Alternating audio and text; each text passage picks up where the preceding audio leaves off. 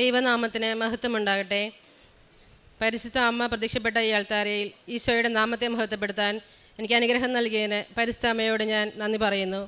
എൻ്റെ പേര് ദീപ ജോയ്. ഞാൻ എറണാകുളത്ത് നിന്ന് വരുന്നു. 2022 ജനുവരി 1-ാം തീയതിയാണ് ഞാൻ ഉടമ്പടി എടുത്തത്. ഞാനൊരു നേഴ്സാണ്. അപ്പം എല്ലാവരെയും പോലെ തന്നെ OET എന്നൊരു വലിയൊരു സ്വപ്നത്തിന് വേണ്ടിയാണ് ഞാൻ ഉടമ്പടി എടുത്തത് തന്നെ. അന്ന് ഞാൻ ഉടമ്പടി എടുത്തു. അതിനുശേഷം ആദ്യമായിട്ട് എക്സാം അറ്റൻഡ് ചെയ്തു. എനിക്ക് റിക്വയർഡ് സ്കോർ കിട്ടിയില്ല. അതിനുശേഷം ഞാൻ പരിശുദ്ധ അമ്മയുടെ അടുത്ത് വന്നു. അമ്മ, ഞാൻ ഇനി എന്താണ് ചെയ്യേണ്ടതെന്ന് ഞാൻ ഇവിടെ വന്ന് പ്രാർത്ഥിച്ചു ഒരുപാട്. അതിനുശേഷം മിനിസ്ട്രി ഓഫ് ഹെൽത്തിൽ എക്സാം വരികയും ഞാൻ ആ എക്സാം അറ്റൻഡ് ചെയ്യാൻ പോവുകയും ചെയ്തു. പക്ഷേ പഠിച്ചിട്ട് 8-9 വർഷത്തോളം കഴിഞ്ഞ് എനിക്ക് തിയറിയുമായിട്ട് വലിയ കണക്ഷനൊന്നും ഉണ്ടായിരുന്നില്ല. ഉടമ്പടി കയ്യിലുണ്ടല്ലോ എന്നുള്ള ധൈര്യത്തിൽ മാത്രമാണ് ഞാൻ എക്സാം എഴുതാൻ പോയതും. പരിശുദ്ധ അമ്മയുടെ കാശ് മാത്രമാണ് അന്ന് എൻ്റെ കയ്യിലുണ്ടായതും. എല്ലാവർക്കും അറിയാവുന്നതുപോലെ തന്നെ 20 മാർക്കിൻ്റെ എക്സാം 17 മാർക്കാണ് പാസ് മാർക്ക്. പക്ഷേ ആ എക്സാം ഷീറ്റ് കൈ കിട്ടി എനിക്ക് അതിലൊരു ആൻസർ പോലും എനിക്ക് അറിയില്ലായിരുന്നു. അതെല്ലാം മൾട്ടിപ്പിൾ ചോയ്സ് ക്വസ്റ്റ്യൻ ആയിരുന്നു. ഞാൻ ഉടമ്പടി കാശ് രൂപം ചേർത്ത് പിടിച്ച് ഞാൻ ഓരോ ക്വസ്റ്റ്യൻ ഞാൻ അറ്റൻഡ് ചെയ്തു. 17 മാർക്ക് പാസ് മാർക്ക് വെച്ചിട്ട് 17 മാർക്കില്ലാത്ത ഓരോരുത്തരും ഔട്ടായി തുടങ്ങി. പക്ഷേ വലിയൊരു പരിശുദ്ധ അമ്മയുടെ വലിയൊരു സംരക്ഷണമാണ് എനിക്ക് അവിടെ ലഭിച്ചത്. ജസ്റ്റ് എൻ്റെ എക്സാം പേപ്പർ വാല്യുവേഷൻ ചെയ്യുന്നതിന് ജസ്റ്റ് മുന്നായിട്ട് അവർ പാസ് മാർക്ക് കുറയ്ക്കുകയും ആ 17 എന്നുള്ളതിൽ നിന്ന് 10 ആക്കി കുറയ്ക്കുകയും എൻ്റെ പേപ്പർ എനിക്ക് കൈ കിട്ടുമ്പോൾ അതിൽ കറക്റ്റ് 10 മാർക്ക് മാത്രമാണ് ഉണ്ടായത്. എനിക്കറിയാം ഞാൻ അതിൽ 17 മാർക്കിനുള്ളതോ 10 മാർക്കിനുള്ളതോ ഒന്നും ഞാൻ എഴുതിയിട്ടില്ല എന്നുള്ളത് എനിക്ക് നല്ല ഉറപ്പായിരുന്നു. പരിശുദ്ധ അമ്മയുടെ വലിയൊരു സംരക്ഷണത്തിലൂടെ ഞാൻ മിനിസ്ട്രി ഓഫ് ഹെൽത്തിൽ എക്സാം പാസ്സാവുകയും ആ വർഷം തന്നെ ഡിസംബർ 9-ാം തീയതി ഞാൻ പുറത്തേക്ക് പോവുകയും ചെയ്തു. അതിനുശേഷം അവിടെ ചെന്നിട്ട് പ്രൊമെട്രി എന്നൊരു എക്സാം ഉണ്ടായിരുന്നു. അപ്പോൾ ഞാൻ പോകുന്നതിന് മുന്നേ ഇവിടെ വന്ന് പരിശുദ്ധ അമ്മയോട് പ്രാർത്ഥിച്ചു.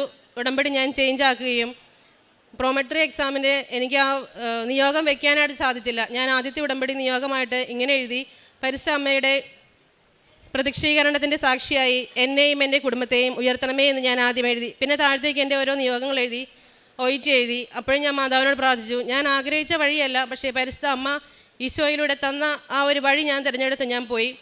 അവിടെ ചെന്നു.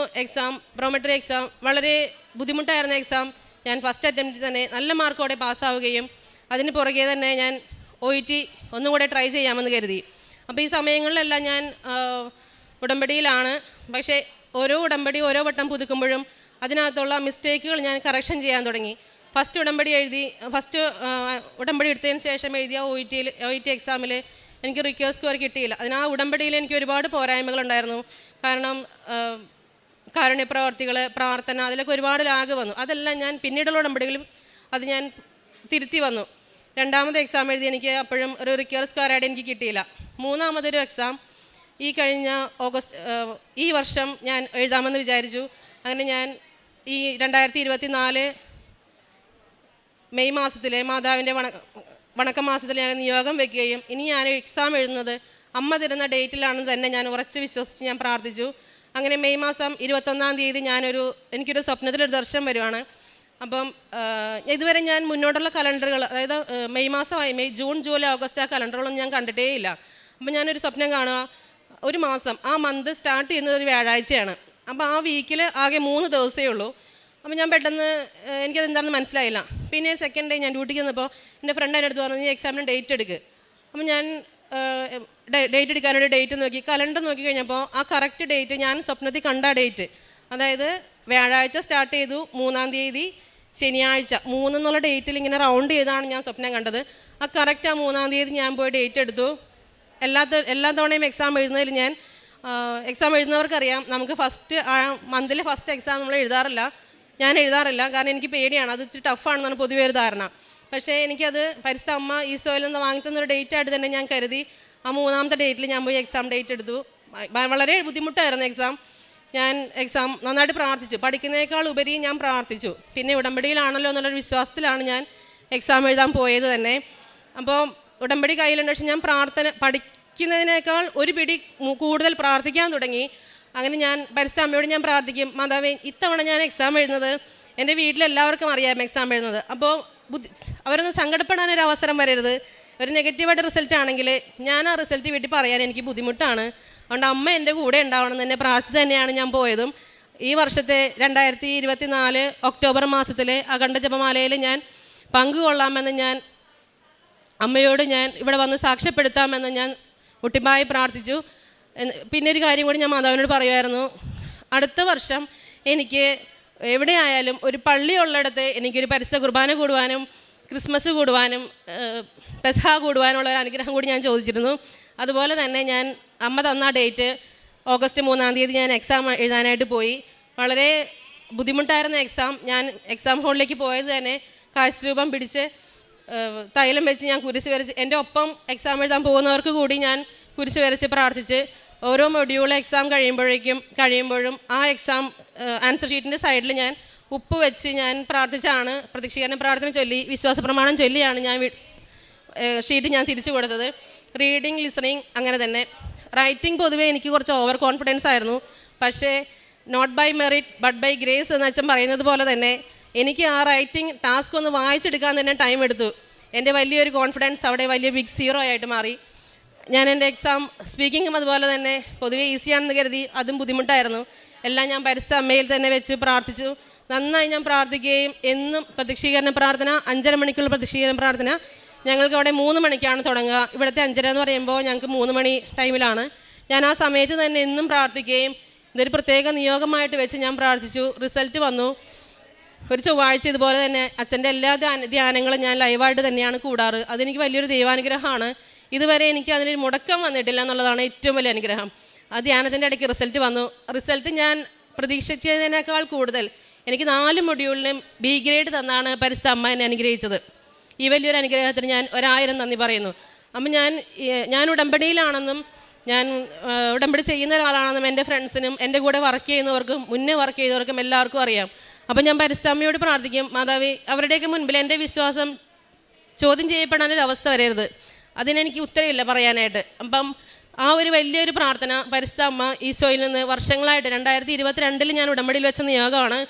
അത് നമ്മൾ ആഗ്രഹിക്കുന്ന സമയത്തല്ല, എപ്പോഴാണോ നമ്മുടെ ജീവിതത്തിൽ ഈ ഒരു സംഭവത്തിന് ആവശ്യമുള്ളത് ആ സമയത്ത് പരിശുദ്ധ അമ്മ തന്നു. കാരണം ഞാൻ ആദ്യം OET എഴുതിയപ്പോൾ എനിക്ക് മിനിസ്ട്രി ഓഫ് ഹെൽത്തിൽ ജോലി കിട്ടി. ആ ഒരു 2 വർഷക്കാലം എന്നെ ഫിനാൻഷ്യലി സ്റ്റേബിൾ ആക്കാനാണ് പരിശുദ്ധ അമ്മ എന്നെ അങ്ങോട്ട് വിട്ടതെന്ന് എനിക്ക് നന്നായിട്ട് അറിയാം. ഇത്രയും വലിയ അനുഗ്രഹം തന്ന ഈശോയ്ക്കും പരിശുദ്ധ അമ്മയ്ക്കും 1000 നന്ദി. രണ്ടാമത് എൻ്റെ ഇളയ കുഞ്ഞിന് ഞാൻ പുറത്തേക്ക് പോകുന്നതിന് മുന്നേ 1 മാസമായിട്ട് കണ്ടിന്യൂസ് ഫീവറായിരുന്നു. അപ്പം ഡോക്ടേഴ്സിനെ കാണിച്ചു. ഞാൻ സ്ഥിരം കാണിക്കുന്ന ഡോക്ടേഴ്സ് ഉണ്ട്, അവരെയൊക്കെ ഞാൻ കാണിച്ചപ്പോഴും ബ്ലഡ് ടെസ്റ്റ് ചെയ്യുന്നതിൽ ഒന്നിലും ഒരു കുഴപ്പങ്ങളും ഇല്ല. പക്ഷേ കുഞ്ഞിന് പനി മാറുന്നില്ല. അപ്പം ഞാൻ പോകുന്നതിന് മുന്നേ ഞാനിവിടെ വന്നു. കുഞ്ഞിന് പനി മാറാതായപ്പോൾ ഞാൻ ഒന്നുകൂടി ഇവിടെ വന്നു, ഉടമ്പടി പുതുക്കി. ഞാൻ അതിൽ ആദ്യ നിയോഗം തന്നെ പരിശുദ്ധ അമ്മയുടെ പ്രതീക്ഷീകരണത്തിൻ്റെ സാക്ഷിയാക്കി എൻ്റെ മോനെ മാറ്റണമേ എന്ന് ഞാൻ പ്രാർത്ഥിച്ചു, നിയോഗം വെച്ചു. അതിനുശേഷം ഞാൻ വീട്ടിൽ ചെന്നു. ആ സെയിം കൊടുത്തുകൊണ്ടിരിക്കുന്ന അതേ മെഡിസിനാണ് ഞാൻ കൊടുത്തത്. പക്ഷേ അതിനകത്ത് ഞാൻ ഇവിടെ നിന്ന് ഞാൻ വാങ്ങിച്ചുകൊണ്ട് പോയ തേൻ ചേർത്താണ് ഞാൻ കൊടുത്തത്. അതിനുശേഷം കുഞ്ഞിന് പനിയോ അങ്ങനെ വലിയ ബുദ്ധിമുട്ടുകളൊന്നും വന്നിട്ടില്ല. അപ്പോൾ ഞാൻ പുറത്തേക്ക് പോകുമ്പോൾ എന്നും ഞാൻ മാതാവിനോട് പ്രാർത്ഥിക്കും, എൻ്റെ മാതാവേ ഞാൻ പോയി കഴിഞ്ഞാൽ നമുക്കറിയാം അമ്മമാരൊക്കെ പുറത്തേക്ക് പോയി കഴിഞ്ഞാൽ നമ്മളൊരുപാട് സഫർ ചെയ്യുന്നവരാണ്. അതിനേക്കാൾ കൂടുതൽ വീട്ടിലുള്ളവർ സഫർ ചെയ്യണം. അപ്പം ഞാൻ ഈശോയോട് പ്രാർത്ഥിക്കും. എൻ്റെ പാരൻസിൻ്റെ അടുത്താണ് എൻ്റെ കുഞ്ഞുങ്ങൾ നിൽക്കുക, 2 പേരും. ഒരു ദിവസം പോലും കുഞ്ഞുങ്ങൾക്കൊരു ബുദ്ധിമുട്ടായിട്ട് ഒരു ഹോസ്പിറ്റലിൽ പോകാൻ ഇടവരുത്തരുതേ എന്ന് ഞാൻ പ്രാർത്ഥിക്കുമായിരുന്നു. പരിശുദ്ധ അമ്മയുടെ നീലമേലെങ്കിൽ പൊതിഞ്ഞ് അവരെ സംരക്ഷിക്കണമേ എന്ന് തന്നെയാണ് ഞാൻ പ്രാർത്ഥിച്ചിരുന്നത്. വലിയൊരു ദൈവാനുഗ്രഹം പോലെ ചെറിയ എന്തെങ്കിലും ചുമയോ ജലദോഷമോ വരുന്നല്ലാതെ ഇതുവരെ കാത്തു സംരക്ഷിച്ച പരിശുദ്ധ അമ്മയ്ക്കും ഈശോയ്ക്കും 1000 നന്ദി. പിന്നെ വേറൊരു സാക്ഷ്യം എന്ന് പറഞ്ഞു കഴിഞ്ഞാൽ എൻ്റെ പപ്പയ്ക്ക് ഒരു മെഡിക്കൽ സ്റ്റോറുണ്ട്. അപ്പോൾ എന്നും അവിടെ ഒരു രൂപത്തിൽ തിരുഹൃദയനാഥൻ്റെ രൂപവും മാതാവിൻ്റെ രൂപവും വെച്ചിട്ട് പപ്പ എന്നും തിരി കത്തിക്കുന്ന ഒരാളാണ്. അപ്പോൾ തിരി കത്തിച്ച ഒരു ദിവസം മെഴുകുതിരി കത്തിച്ചിട്ട് അത് കെടുത്താൻ വിട്ടുപോയി. അതിനുശേഷം കുറച്ച് നേരം കഴിഞ്ഞപ്പം നോക്കുമ്പം പുക ഉയർന്ന് ഭയങ്കരമായിട്ട്. അപ്പോൾ എല്ലാവരും കൂടി വന്ന് അത് കെടുത്തി. അതിനകത്ത് അത് തീ കത്തിച്ച് നശിച്ചിരുന്നെങ്കിൽ ലക്ഷങ്ങളുടെ നഷ്ടം പപ്പയ്ക്ക് ഉണ്ടാവുമായിരുന്നു. ഞാൻ എന്നും പ്രാർത്ഥിക്കുമ്പോൾ ദൈവത്തിനോട് ഇങ്ങനെയാണ് പ്രാർത്ഥിക്കുക, എൻ്റെ ദൈവമേ ഞാൻ നടക്കേണ്ട വഴികളിൽ എൻ്റെ മക്കളുടെ കൂടെ കൊണ്ടു നടക്കുന്നത് എൻ്റെ പപ്പയും എൻ്റെ അമ്മയും, എക്സ്പെഷ്യലി മൈ ബ്രദർ. അപ്പോൾ ഇവരെല്ലാം ഞാൻ പ്രത്യേകം സംരക്ഷിക്കുമായിരുന്നു. അപ്പോൾ ആ ഒരു വലിയൊരു അപകടത്തിൽ നിന്ന് ഈശോ എൻ്റെ അപ്പയ്ക്കും അമ്മയ്ക്കും ഒരുപാട് അനുഗ്രഹങ്ങൾ നൽകി. പിന്നെ മൂന്നാമതൊരു സാക്ഷ്യം എന്ന് പറഞ്ഞു കഴിഞ്ഞാൽ എൻ്റെ അമ്മയുടെ കാലിലൊരു നീര് വന്നിട്ട് ഞാൻ നാട്ടിലില്ല സമയത്ത്. അപ്പോൾ ഇന്നും ഇവർ നാട്ടിലെ ഒരു ഹോസ്പിറ്റലിലേക്ക് കാണിച്ചു. ഡോക്ടേഴ്സ് പറഞ്ഞു കുഴപ്പമൊന്നുമില്ല, അത് നടന്നതിൻ്റെയാണെന്നൊക്കെ പറഞ്ഞ് വിട്ടു. അപ്പോൾ കാലിൽ നീര് ഇതൊക്കെ കുറയുന്നില്ല. ഞാൻ എന്നും പ്രാർത്ഥിക്കുന്നുണ്ട് മാതാവിൻ്റെ അടുത്ത്, മാതാവ് അസുഖങ്ങളൊന്നും വരത്തരുത് ആർക്കും എന്ന് ഞാൻ പ്രാർത്ഥിക്കാറ്. അപ്പം ഞാൻ എന്നിട്ട് ഒരു ദിവസം മാറാതെ ആയപ്പോൾ എൻ്റെ കാലിൽ, അമ്മയുടെ കാലിൽ എവിടെയാണോ നീരുള്ളത് അവിടെ ഞാൻ തൈലം പൂശി പ്രാർത്ഥിക്കുകയും അതിനുശേഷം അമ്മയ്ക്ക് ആ ബുദ്ധിമുട്ട് 3-4 മാസമായിട്ട് അമ്മയെ സഫർ ചെയ്തിരുന്ന ആ നീര് മാറുകയും ചെയ്തു. ഇത്രയും വലിയ അനുഗ്രഹം തന്ന പരിശുദ്ധ അമ്മയ്ക്കും ഈശോയ്ക്കും 1000 നന്ദി. പിന്നെ കാരുണ്യ പ്രവർത്തികളെന്ന് പറഞ്ഞാൽ ഞാൻ ചെയ്യുന്നത്, മുമ്പ് ഞാൻ നാട്ടിൽ നിൽക്കുന്ന സമയത്ത് കാരുണ്യ പ്രവർത്തികൾ എനിക്ക് ചെയ്യാനുള്ള സാഹചര്യമില്ല.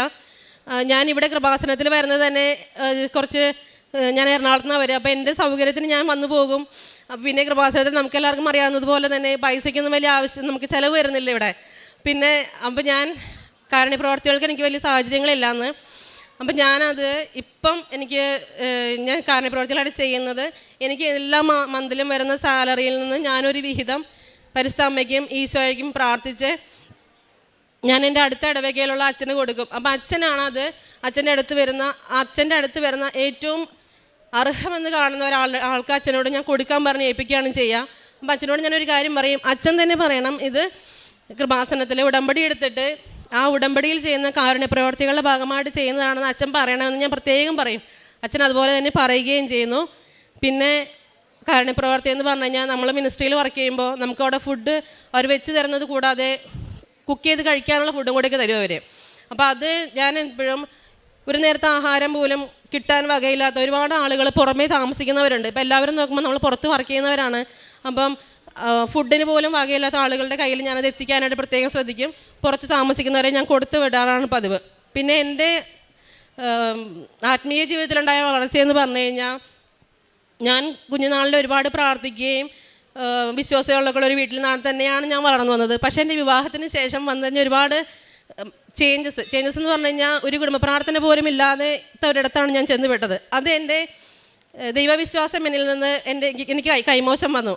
അത് പിന്നീട് ഇവിടെ വന്ന് ഉടമ്പടിയിലായതിനു ശേഷമാണ് പരിശുദ്ധ അമ്മ പിന്നീട് എന്നെ അത് ഈശോയിലേക്ക് അടുപ്പിച്ചത്. എൻ്റെ സത്യം പറഞ്ഞു കഴിഞ്ഞാൽ എൻ്റെ 7 വർഷത്തെ വിവാഹ ജീവിതം തന്നെയാണ് എന്നെ കൃപാസനത്തിൻ്റെ വാതിക്കലെത്തിച്ചതും. വർഷങ്ങൾക്ക് മുന്നേ പുറത്തേക്ക് പോകണം ഞാൻ ആഗ്രഹിച്ചിരുന്ന എൻ്റെ ലൈഫിൽ എപ്പോഴാണോ ഞാൻ പുറത്തേക്ക് പോകേണ്ടത് എന്നുള്ള ടൈം തന്നെ തീരുമാനിച്ച് പരിശുദ്ധ അമ്മേനെ പറഞ്ഞു വിടുകയും, ഞാൻ പോകുന്ന ഓരോ ഇടങ്ങളിലും എൻ്റെ കൂടെ ഇന്നും ദൈവത്തിൻ്റെ സാന്നിധ്യമുണ്ടെന്ന് തന്നെയാണ് എൻ്റെ വിശ്വാസവും. ഇത്രയും വലിയ അനുഗ്രഹങ്ങൾ തന്ന ഈശോയ്ക്കും പരിശുദ്ധ അമ്മയ്ക്കും 1000 നന്ദി.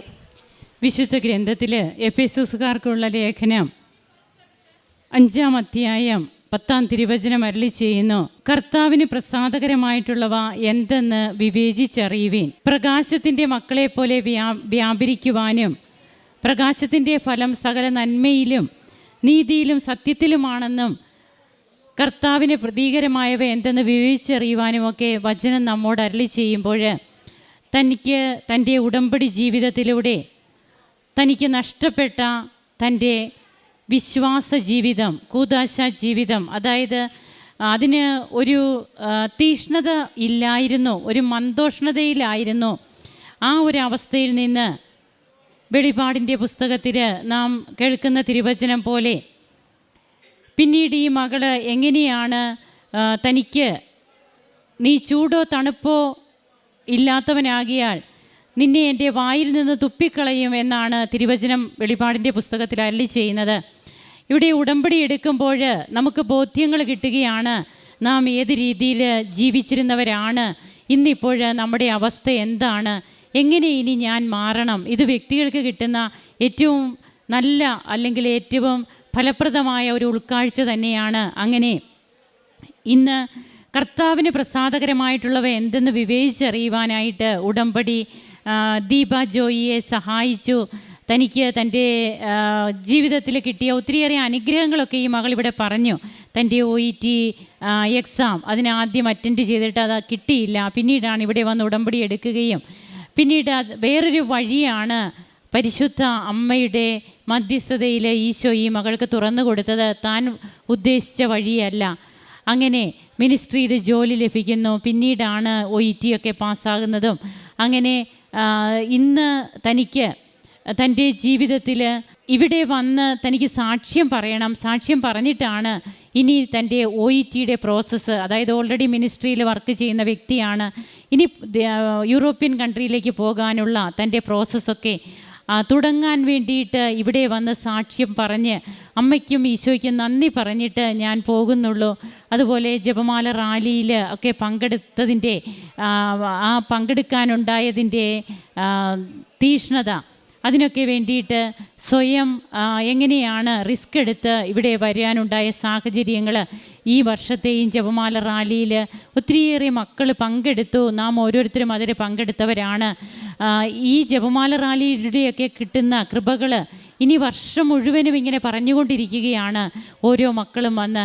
അങ്ങനെ തൻ്റെ ആത്മീയ ജീവിതം, തൻ്റെ കാരുണ്യ പ്രവർത്തനങ്ങൾ, പ്രേക്ഷിത പ്രവർത്തനം ഇതുവഴിയായിട്ട് ദൈവസ്നേഹം തന്നിൽ എങ്ങനെ കൂടുതലായിട്ട് വളർന്നു. എൻ്റെ ജീവിതത്തിൽ എനിക്കുണ്ടായ തകർച്ചകളാണ്, അതായത് വിവാഹത്തിന് ശേഷം തൻ്റെ ജീവിതത്തിൽ വന്ന കുറച്ച് പ്രതിസന്ധികൾ അല്ലെങ്കിൽ ആ സാഹചര്യങ്ങൾ അത് തന്നെ കൃപാസനത്തിൽ കൊണ്ടുവന്ന് എത്തിച്ചു. അപ്പോൾ പ്രതിസന്ധികൾ ഒരിക്കലും പ്രതിസന്ധികളല്ല, അവ കൃപയാക്കി നമുക്ക് മാറ്റുവാൻ കഴിയും നാം ഈ ആലയത്തിലേക്ക് കടന്നു വരുമ്പോഴെന്നുള്ളതാണ്. അങ്ങനെ ഇന്ന് ഈശോയ്ക്കും അമ്മയ്ക്കും ഈ മകൾ നന്ദി പറയുമ്പോൾ നമുക്കും കരങ്ങളടിച്ച് ദൈവത്തെ ആരാധിക്കാം, മഹത്വപ്പെടുത്താം. യേശുവേ നന്ദി, യേശുവേ സ്തുതി, യേശുവേ ആരാധന. അത്യപൂർവ ദൈവാനുഭവങ്ങൾ ഇനി നിങ്ങൾക്കും സ്വന്തം.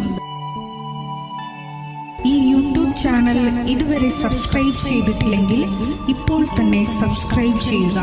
ഈ വീഡിയോ ഇപ്പോൾ തന്നെ നിങ്ങളുടെ സുഹൃത്തുക്കൾക്ക് ഷെയർ ചെയ്തുകൊണ്ട് കർത്താവിൻ്റെ പ്രേക്ഷിതരാകുക.